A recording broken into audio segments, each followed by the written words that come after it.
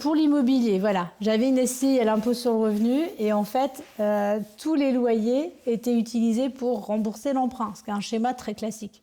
Donc les gens disent « ouais, c'est bien, ça se finance ». Ça se finance parce que le loyer rembourse l'emprunt, sauf que…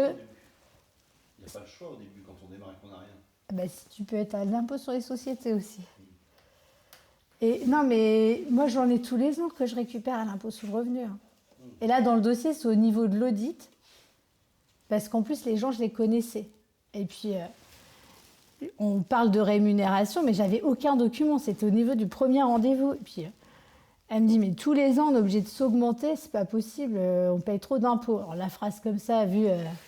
Quand j'étais plus jeune, je me disais, bah oui, quand il y a des revenus, il y a de l'impôt. Bon, maintenant, je vois les choses un peu différemment. Et en fait, je savais qu'ils n'avaient pas un train de vie de dingo. Hein. Mais ils avaient chacun 90 000 € par an de rémunération, ce qui est pas mal quand même, quoi. Elle me dit, mais qu'est-ce qu'ils en font, quoi. Et en fait, la SCI. Et donc, avec un schéma comme ça, à un certain niveau de maturité, donc il n'y a pas du tout de trésorerie. Des fois, même, on doit mettre au pot parce que ça ne suffit pas le loyer pour payer l'emprunt. Par contre, ça génère de l'impôt.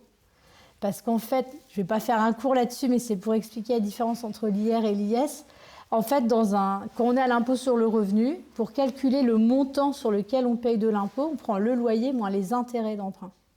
Mais ce que je dois décaisser, c'est l'échéance d'emprunt. Donc c'est un montant bien plus important. Le montant que j'amortis en capital ne se déduit pas pour payer de l'impôt.